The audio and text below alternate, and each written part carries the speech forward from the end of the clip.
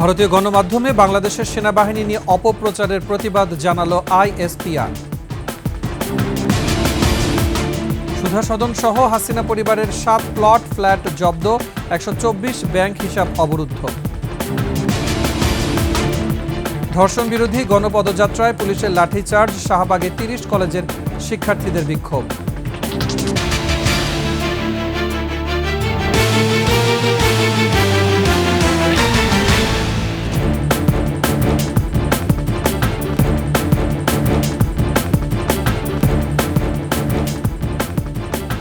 শুনছিলেন সংবাদ শিরোনাম, আমন্ত্রণ 21 সংবাদে, সাথে আছে মুজাহিদুল ইসলাম। দর্শক, 21 টেলিভিশনের সংবাদ একসাথে সরাসরি দেখতে পাবেন আমাদের ফেসবুক পেজ www.facebook.com/2124online। এছাড়া সাবস্ক্রাইব করতে পারেন www.youtube.com/@21TV চ্যানেলে।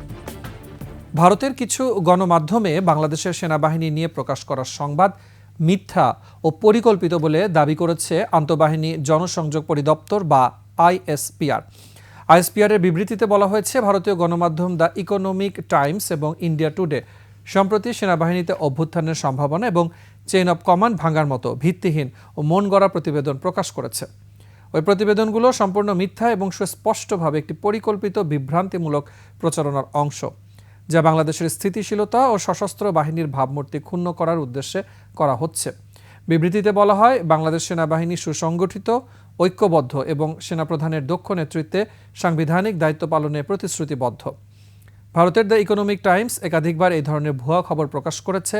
বারবার এই ধরনের অসত্য তথ্য প্রচার তাদের উদ্দেশ্য ও বিশ্বাসযোগ্যতা নিয়ে প্রশ্ন তোলে। এছাড়া কিছু অনলাইন পোর্টাল ও বিতর্কিত টেলিভিশন চ্যানেলও এই মিথ্যাচার প্রচারে যুক্ত হয়েছে, যা সেনাবাহিনী ও জনগণের মধ্যে বিভ্রান্তি সৃষ্টির অপপ্রয়াস ছাড়া কিছুই নয় বলে মনে করে বাংলাদেশ সেনাবাহিনী। সাবেক প্রধানমন্ত্রী শেখ হাসিনার ব্যক্তিগত বাসভবন, সুধা সদন সহ তার পরিবারের সদস্যদের জমি ও ফ্ল্যাট জব্দের আদেশ দিয়েছে আদালত। এছাড়া শেখ হাসিনা, তার বোন শেখ রেহেনা, ছেলে সজীব ওয়াজেদ জয় ও মেয়ে সাইমা ওয়াজেদ পুতুল এবং তাদের স্বার্থ সংশ্লিষ্ট 124টি ব্যাংক হিসাব অবরুদ্ধ করার আদেশ দেওয়া হয়েছে। মঙ্গলবার দুদকের আলাদা দুটি আবেদনের পরিপ্রেক্ষিতে ঢাকা মহানগর আদালত এই আদেশ দেয়। সুমাইয়া খানের রিপোর্ট। ক্ষমতা বলে জালিয়াতির মাধ্যমে অর্থ আত্মসাৎ ও পরিবারের 7 সদস্যের নামে সাবেক প্রধানমন্ত্রী শেখ হাসিনা, তার ছেলে সজীব ওয়াজেদ জয়, মেয়ে সাইমা ওয়াজেদ পুতুল, বোন শেখ রেহানার ছেলে রাদান মুজিব সিদ্দিক ববি ও মেয়ে টিউলিপ সিদ্দিক ও আজমিনা সিদ্দিক সহ পূর্বাঞ্চলের 60 কাঠা প্লট ও বিভিন্ন জায়গায় ফ্ল্যাট দখল করে। এর পরিপ্রেক্ষিতে আদালতে অবৈধ সম্পদ ও অর্থ জব্দের আবেদন করে দুর্নীতি দমন কমিশন।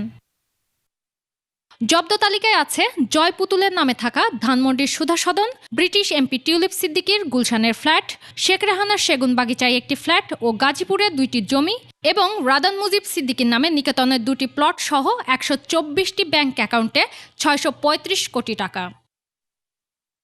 এছাড়াও সাবেক প্রধানমন্ত্রী শেখ হাসিনা, রেহানা ও তাদের সন্তানদের দেশত্যাগে নিষেধাজ্ঞা দিয়েছেন আদালত। 124টি অ্যাকাউন্ট ফ্রিজের জন্য আবেদন করা হয়েছিল। আমরা কিছুক্ষণ আগে জেনেছি 124টি অ্যাকাউন্টে যে অর্থে রয়েছে সেটা বিজ্ঞ আদালত থেকে সে বিষয়ে অবরুদ্ধকরণের আদেশ প্রদান করা হয়েছে। এদিকে মালয়েশিয়ায় শ্রমিক পাঠানোর প্রক্রিয়ায় সরকার নির্ধারিত ফির 5 গুণ অতিরিক্ত অর্থ আদায় এবং বিপুল অর্থ বিদেশে পাচারের অপরাধে সাবেক অর্থ ও পরিকল্পনা মন্ত্রী মোস্তফা কামালের মেসাস অরবিটাল এন্টারপ্রাইজ ফেনী 2 আসনের সাবেক সংসদ সদস্য নিজাম হাজারীর স্নিগ্ধা ওভারসিজ সহ বেসরকারি 12টি এজেন্সির বিরুদ্ধে মামলা করেছে দুর্নীতি দমন কমিশন। মালয়েশিয়ায় প্রেরিত কর্মীর নিকট হতে পাসপোর্ট, স্বাস্থ্য পরীক্ষা এবং প্রতি কর্মীর নিকট হতে নির্ধারিত ফির অতিরিক্ত অর্থ গ্রহণপূর্বক আত্মসাৎ, মানি লন্ডারিং সংক্রান্ত অপরাধ প্রমাণিত হয়েছে। এই 12টি প্রতিষ্ঠানের বিরুদ্ধে 12টি পৃথক মামলা রুজুর সিদ্ধান্ত গৃহীত হয়েছে। সুমাইয়া খান, 21 টেলিভিশন, ঢাকা।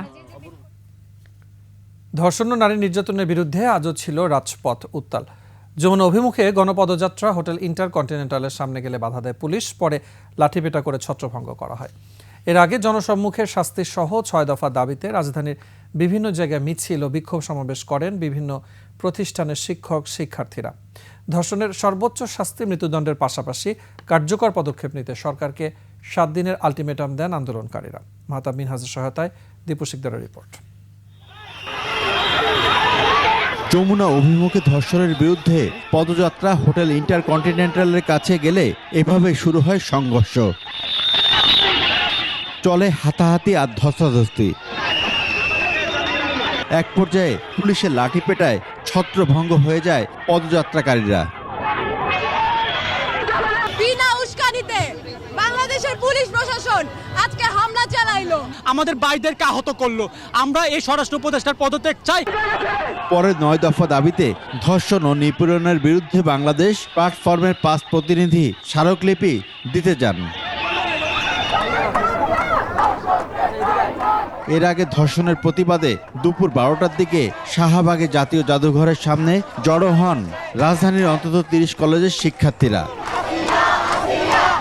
এই সময় তারা মাগুরায় ধর্ষণের শিকার শিশু আসিয়া সহ দেশব্যাপী নারী নির্যাতনের প্রতিবাদে বিক্ষোভে ফেটে পড়ে। আন্দোলনকারীরা ধর্ষণের সর্বোচ্চ শাস্তির দাবি জানান। প্রত্যেকটা ধর্ষককে জনসম্মুখে এমনভাবে ফাঁসি দেওয়া হোক যাতে পরবর্তীতে ধর্ষক জন্মাতে ভয় পায়। প্রকাশ্যে তাদের ফাঁসির শাস্তি দাবি করছি। তাদের চাওয়া সমাজে এমন পরিবেশ থাকুক যেখানে কেউ নারীদের অসম্মান করবে না। কেন আমাদের মা বোনরা রাস্তাঘাটে এইভাবে অপদস্থ হবে? ধর্ষকরা যদি বুঝতে পারে যে একটা নারীর দিকে তাকানো তাদের জন্য অনেক ভয়জনক হয়। যাতে আমরা রাত্রে করে বের হলো কেউ আমাদেরকে গুরুত্ব না তাকায়, আমাদের সেফ থাকতে চাই, এটাই আমাদের দাবি। আন্দোলনের এক পর্যায়ে বিক্ষুব্ধরা শাহবাগের মূল সড়কে অবস্থান নেয়। পরে পুলিশের অনুরোধে কয়েকটি দাবি জানিয়ে সরে যান তারা। আমরা ওদেরকে বোঝাতে সক্ষম হয়েছি যে এখানে জনদুর্ভোগ সৃষ্টি করা উচিত হবে না। আপনারা একটু দয়া করে যেখানে ছিলেন সেখানে যান। ওরা আমাদের কথা শুনেছে এবং ওখানে গেছে। এদিকে একই দাবিতে অপরাজেয় বাংলার সামনে মানববন্ধন করেন ঢাকা বিশ্ববিদ্যালয় শিক্ষকদের পেশাজীবী সংগঠন সাদা দল। নারী নির্যাতন প্রতিরোধে কার্যকর ব্যবস্থা নিতে সরকারকে 7 দিনের আলটিমেটাম দেন তারা। 7 দিনের মধ্যে সত্যভাবে অবস্থান নেন, নতুবা আমরা আমাদের এই আন্দোলন আমরা রাজপথে নিয়ে যাব। দীপু শিকদার, 21 টেলিভিশন, ঢাকা। সিলেটে সংঘবদ্ধ ধর্ষণের শিকার হয়েছেন এক ভারসাম্যহীন নারী। এ ঘটনায় লেগুনা ড্রাইভার আব্দুর রহিম ও তার সহযোগী রাকিবকে আটক করেছে পুলিশ। সকালে সিলেট শহরতলির ছড়ার পারস্থ রাবার বাগানের টিলায় এই ঘটনা ঘটে। প্রত্যক্ষদর্শীরা জানান, সকালে মানসিক ভারসাম্যহীন নারীকে রক্তাক্ত অবস্থায় বাগানে দেখতে পান শ্রমিকরা। পরে পুলিশে খবর দিলে তাকে উদ্ধার করে হাসপাতালে নিয়ে যায়। পুলিশ জানায়, সোমবার বিশ্বনাথ উপজেলার বাসিন্দা 25 বছর বয়সী ওই নারী শাহপরান মাজারে ঘুরতে আসেন। মঙ্গলবার সকালে বাড়ি ফেরার জন্য লেগুনায় ওঠেন। পরে ড্রাইভার ও তার সহযোগী মেয়েটিকে রাবার বাগানে নিয়ে সংঘবদ্ধ ধর্ষণ করে। রাজধানীর লালমাটিয়া ও শ্যামলী এলাকায় নারীদের উপরে আক্রমণ ও সহিংসতার পৃথক ঘটনায় গ্রেফতার রিন্টু ওরফে রিঙ্কু ও রাসেলকে কারাগারে পাঠানো হয়েছে। সন্দেহভাজন হিসেবে গ্রেফতার দেখে আদালতে তোলা হলে শুনানি শেষে আদালত কারাগারে পাঠানোর নির্দেশ দেন। বিস্তারিত জানাচ্ছেন দীপু শিকদার। রাস্তার মধ্যে এক গ্রুপে মারছি, আরেক গ্রুপ আসছে।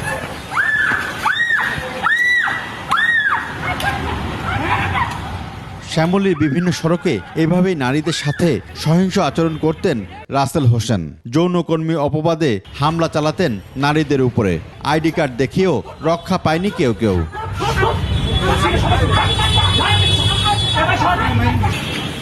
এরপর ভিডিও ধারণ করে সামাজিক যোগাযোগ মাধ্যমে ছড়িয়ে দিতেন।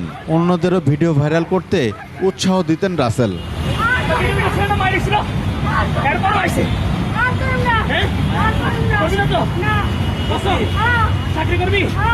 সোমবার সন্ধ্যায় মতিঝিল এলাকা থেকে গ্রেফতার হন রাসেল। সন্দেহভাজন হিসেবে গ্রেফতার দেখিয়ে ঢাকা মুখ্য মহানগর হাকিম আদালতে পাঠানো হয় তাকে। ডিএমপি মিডিয়া সেন্টারে আয়োজিত সংবাদ সম্মেলনে এমনটাই জানানো হয়। এই ঘটনার সাথে যিনি জড়িত মোহাম্মদ রাসেল হোসেনকে গতকাল DB cyber crime unit Motijheel এলাকা থেকে গ্রেফতার করে এবং এই ঘটনায় তার বিরুদ্ধে আইনগত ব্যবস্থা প্রক্রিয়াধীন রয়েছে। ইচ্ছাকৃতভাবে এই নারীদেরকে হেয় করার জন্য এটা সামাজিক যোগাযোগ মাধ্যমে ছড়িয়ে দেওয়া হয়েছিল। এদিকে 1 মার্চ লালমাটিয়া 2 তরুণীর ওপর নীতি পুলিশি যৌনকর্মী অপবাদ এবং অতঃপর মব সৃষ্টি করে আক্রমণের ঘটনায় সমালোচিত হন স্থানীয় বাসিন্দা গোলামে মোত্তাকিম রিন্টু ওরফে রিঙ্কু। লালমাটিয়ার বাসা থেকে সোমবার দুপুরে গ্রেফতার হন এই রিন্টু। পুরুষদের মতো নারীরাও যেন তারা চলাফেরায় কোনো রকমের বাধা সৃষ্টি না হন এবং যে কেউ যদি আইন নিজের হাতে তুলে নেওয়ার চেষ্টা করেন সেক্ষেত্রে অবশ্যই আমরা কঠোরভাবে তা দমন করব। সন্দেহভাজন হিসেবে গ্রেফতার দেখিয়ে মঙ্গলবার রিন্টুকে আদালতে পাঠানো হয়। শুনানি শেষে আদালত তাকে কারাগারে পাঠানোর নির্দেশ দেন। দীপু শিকদার, 21 টেলিভিশন, ঢাকা। জনগণের ভাগ্য পরিবর্তন করতে সব দলেরই প্রস্তাবনা থাকা উচিত বলে মন্তব্য করেছেন বিএনপির ভারপ্রাপ্ত চেয়ারম্যান তারেক রহমান। বাস্তবধর্মী সমালোচনা করতে গিয়ে দেশ ও জাতির গুরুত্বপূর্ণ বিষয়গুলো যেন পিছিয়ে না পড়ে সেদিকেও সতর্ক থাকার আহ্বান জানান তিনি। বলেন, নির্বাচন ও তত্ত্বাবধায়ক সরকারের দিকে গুরুত্ব দেওয়ার পাশাপাশি নিত্যপণ্যের দাম, শিক্ষা ব্যবস্থা সহ স্বাস্থ্য খাতের সংস্কার দরকার। বিস্তারিত তানজিলা তাসনিমের রিপোর্টে। বিভিন্ন রাজনৈতিক দল এবং নাগরিক সমাজের নেতৃবৃন্দের সম্মানে ইফতার মাহফিলের আয়োজন করে জাতীয়তাবাদী গণতান্ত্রিক আন্দোলন এনডিএম। ইফতার মাহফিলে প্রধান অতিথি হিসেবে ভার্চুয়ালি যুক্ত হন বিএনপির ভারপ্রাপ্ত চেয়ারম্যান তারেক রহমান। তুলে ধরেন দেশের সমসাময়িক নানা বিষয়।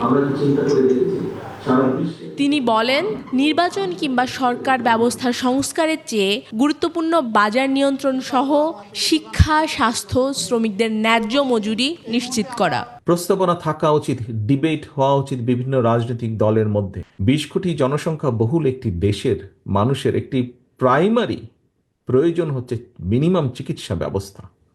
আমরা কেন আমাদের রাজনৈতিক দলগুলো চিকিৎসা ব্যবস্থা কিভাবে জনগণের মিনিমাম চিকিৎসা ব্যবস্থা আমরা নিশ্চিত করব, সেই বিষয়গুলো কেন আমরা তুলে ধরছি না? রাজনৈতিক দলগুলো একে অন্যের সমালোচনা করতে গিয়ে যেন আগামীর সম্ভাবনা নষ্ট না হয় সেদিকে সজাগ থাকারও আহ্বান জানান তিনি। আমরা কেন রাজনৈতিক দলগুলো ডিবেট করছি না যে জনগণের রায় আমার পক্ষে আসলে আমি কিভাবে এই ব্যবস্থাটাকে হ্যান্ডেল করব, কিভাবে এই ব্যবস্থাটাকে ডিল করব। কৃষি উৎপাদন ও বন্যা নিয়ন্ত্রণে শহীদ রাষ্ট্রপতি জিয়াউর রহমানের খাল খনন কর্মসূচির উপর গুরুত্ব দেন তারেক রহমান। তানজিলা তাসনিম, 21 টেলিভিশন, ঢাকা। সংস্কার করে সরকারের ঘোষণা দেওয়ার সময়ের মধ্যেই নির্বাচন সম্ভব বলে মন্তব্য করেছেন জাতীয় নাগরিক পার্টির আহ্বায়ক নাহিদ ইসলাম। তিনি বলেছেন, ফ্যাসিবাদ বিরোধী শক্তিকে আওয়ামী লীগের বিরুদ্ধে এক সিদ্ধান্তে আসতে হবে। বিস্তারিত সিরাত আল মুস্তাকিমের রিপোর্টে। ফ্যাসিবাদ বিরোধী রাজনৈতিক ছাত্র, শ্রমিক, পেশাজীবী, অ্যাক্টিভিস্ট ও বিশিষ্ট নাগরিকদের সম্মানে জাতীয় নাগরিক পার্টির ইফতার মাহফিল। অনুষ্ঠানে জাতীয় নাগরিক পার্টির নেতারা বলেন, তরুণদের মধ্য দিয়ে রাজনীতিতে নতুন মেরুকরণ ঘটেছে। দেশের মানুষ নতুন রাজনৈতিক বন্দোবস্ত চায়। বাংলাদেশের মানুষ এক নতুন সংস্কৃতির রাজনীতি চায়। বাংলাদেশের মানুষ এক নতুন বন্দোবস্তের রাজনীতি চায়। বাংলাদেশের ফ্যাসিবাদ বিরোধী যত পক্ষ আছে সকল পক্ষ একসাথে হয়ে জনগণের সেবায় এক কাতারে নেমে তারা রাজনীতিটা পরিচালনা করবে। আইনসভা ও গণপরিষদ নির্বাচন সম্ভব মন্তব্য করে তারা বলেন, বিদেশিদের সুযোগ করে দিতেই দেশবিরোধীরা ষড়যন্ত্র চালাচ্ছে। সরকার যে নির্ধারিত সময় দিয়েছে সেই নির্ধারিত সময়ের মধ্যেই এই সকল কার্যক্রম করে নির্বাচনের দিকে যাওয়া সম্ভব।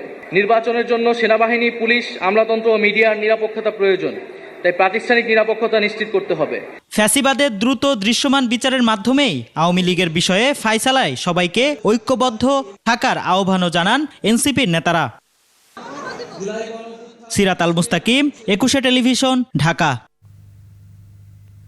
সংবাদের সময় হচ্ছে একটা বিরতি। ফিরে আসার পরে অন্যান্য খবরের সাথে আরো যা থাকছে। পাকিস্তানের ট্রেনে হামলা চালিয়ে যাত্রীদের জিম্মি, দাবি না মানলে হত্যার হুমকি।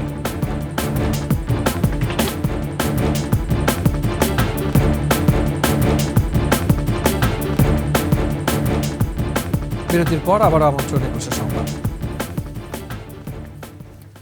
ভারতীয় সীমান্ত রক্ষী বাহিনী বিএসএফ এর গুলিতে নিহত বাংলাদেশের যুবক আল আমিনের মৃতদেহ 3 দিন পর ফেরত দেওয়া হয়েছে। রাতে তেঁতুলিয়া উপজেলার বাংলাবান্ধা সীমান্তের 0 পয়েন্টে মৃতদেহ হস্তান্তর করে বিজিবি জানায়, গত 8 মার্চ ভোরে বিএসএফ এর গুলিতে নিহত হয় আল আমিন। তার মৃতদেহ পঞ্চগড়ের ভিতরগড় সীমান্তের মেইন পিলার এলাকায় ভারতের অভ্যন্তরে আবালুপাড়া এলাকায় পড়েছিল। এ নিয়ে সোমবার বিজিবি বিএসএফ সেক্টর কমান্ডার পর্যায়ে পতাকা বৈঠক করা হয়। রাতে নিহতের পরিবারের কাছে মরদেহ হস্তান্তর করে পুলিশ। রমজানে নিরবচ্ছিন্ন পানি সরবরাহের দাবিতে চট্টগ্রামে ওয়াসা অফিস ঘেরাও করে বিক্ষোভ করেছে গ্রাহকরা। নগরীর দামপাড়া ওয়াসা কার্যালয়ের সামনে এই বিক্ষোভ হয়। গ্রাহকদের অভিযোগ, দীর্ঘদিন মহানগরী এলাকায় পানির তীব্র সংকট চললেও ওয়াসা কর্তৃপক্ষ কার্যকর ব্যবস্থা না নেওয়ায় রমজানে তা ভয়াবহ আকার ধারণ করেছে। বিপ্লব মজুমদারের ক্যামেরায় চট্টগ্রাম প্রতিনিধি হাসান ফেরদৌসের রিপোর্ট। চট্টগ্রাম মহানগরীর সাগরিকা এলাকায় 3 দিন আগে বিদ্যুতের ভূগর্ভস্থ কেবল স্থাপনের কাজ চলাকালে ওয়াসার সরবরাহ লাইন কাটা পড়ে। এতে নগরীর আগ্রাবাদ, হালিশহর, সিডিএ, দেওয়ানহাট ও কদমতলী সহ আশপাশের এলাকার মানুষ চরম ভোগান্তিতে পড়েন।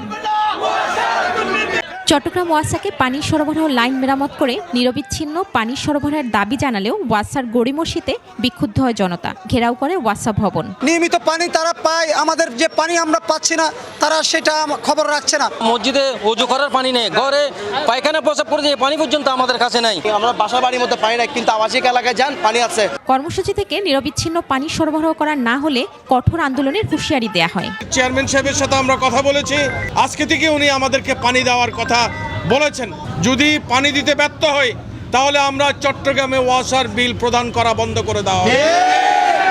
জনদুর্ভোগের কথা চিন্তা করে সঞ্চালন লাইন মেরামতের পাশাপাশি নগরবাসীকে নিরবিচ্ছিন্ন পানি সরবরাহ করতে নতুন প্রকল্প গ্রহণের কথা জানান চট্টগ্রাম ওয়াসার ব্যবস্থাপনা পরিচালক। যেগুলো স্থায়ী প্রকৃতির, বিশেষ করে হালিশহর এলাকায় যে সমস্যাগুলো, এইগুলো সমাধানের জন্য আমাদের দীর্ঘমেয়াদী পরিকল্পনা আছে এবং নিকট ভবিষ্যতে আমরা চট্টগ্রাম ওয়াসার ওয়াটার সাপ্লাই মাস্টার প্ল্যান এটা করতে যাচ্ছি। ওয়াটার সাপ্লাই মাস্টার প্ল্যান হলে আশা করি এটা আমরা সমাধান করতে পারবো। চট্টগ্রামে বর্তমানে ওয়াসার পানির চাহিদা 56 কোটি লিটার, উৎপাদন সক্ষমতা দৈনিক 50 কোটি লিটার, গ্রাহক সংযোগ রয়েছে 98,000। মহিমা পলি, ডেস্ক রিপোর্ট, 21 টেলিভিশন। শেষ করছি 21 সংবাদ। যাবার আগে শিরোনামগুলো জানাবো আরও একবার।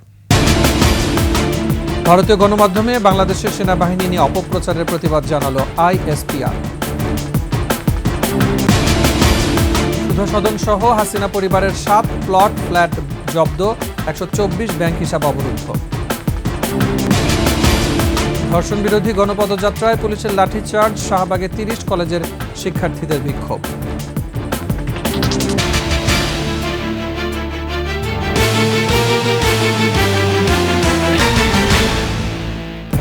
সর্বশেষ সংবাদ জানতে ডায়াল করুন 2021 নম্বর আর ভিজিট করুন 21-tv.com ওয়েবসাইটে। ফেসবুকে ভিজিট করতে পারেন www.facebook.com/2124 অনলাইন। এছাড়া সাবস্ক্রাইব করতে পারেন www.youtube.com/21tv চ্যানেলে।